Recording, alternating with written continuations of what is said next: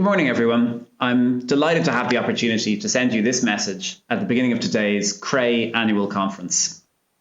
Our agenda today covers a very wide range of important topics, and these are relevant to action on climate, but also circular economy, and I'm certain that they're going to generate a lot of interesting discussion.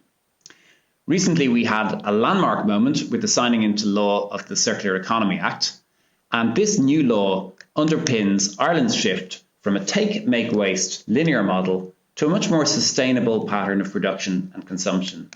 And that pattern of production and consumption will retain the value of resources in our economy for as long as possible, and it will significantly reduce our greenhouse gas emissions.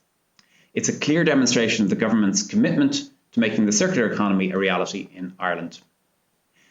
The Act defines the circular economy for the first time in Irish law, and it introduces a number of provisions to help to progress circular economy objectives across all sectors of society and in people's everyday lives. So, for example, introducing a mandatory segregation and incentivised charging regime for commercial waste, which is similar to what exists already for the household market.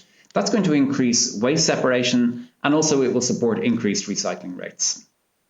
So, as you already know, composting and anaerobic digestion are important components of the circular economy and the bioeconomy.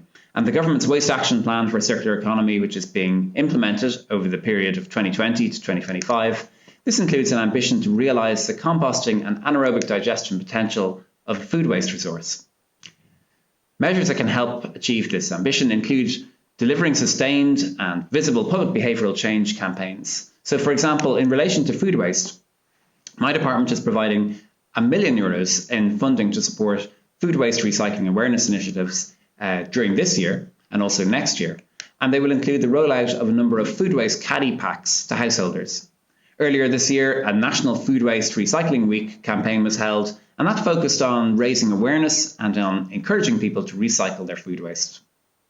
My department continues to chair a food waste recycling working group, and that's focused on progressing actions to improve food waste segregation and awareness in Ireland. CRAE and the Irish Waste Management Association and the Regional Waste Management Planning Offices are some of the main stakeholders that play an important role in supporting the initiatives of this group. Our Waste Action Plan for a Circular Economy commits to making the provision of an organic waste bin mandatory as part of a waste collection service for all households.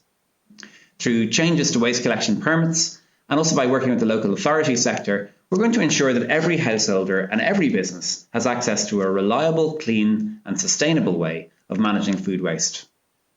We're also going to ensure that household and commercial waste management will be an operational and enforcement priority for all of the stakeholders. Last year's Climate Action Plan also includes actions to support anaerobic digestion and composting in Ireland.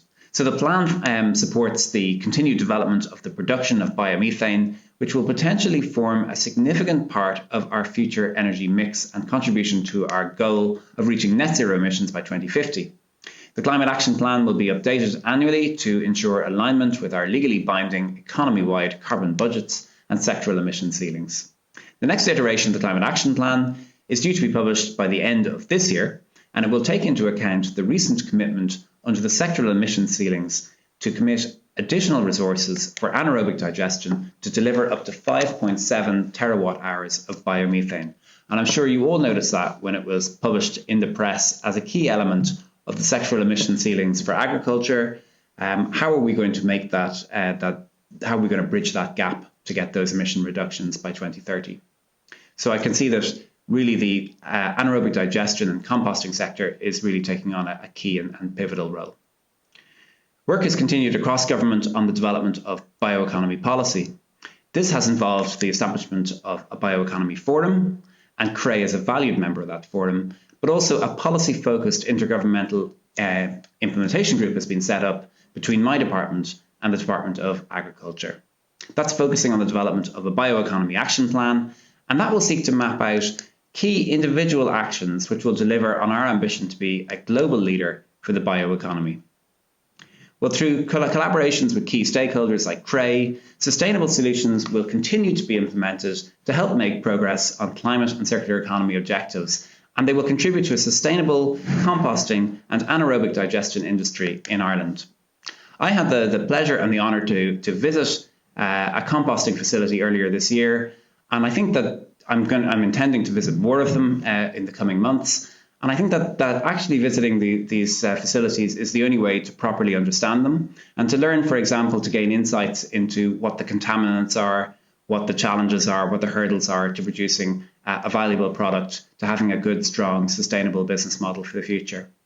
I really want to wish Cray and everybody who's attending today's conference every success, and I hope you all enjoy a fruitful discussion. Thanks very much.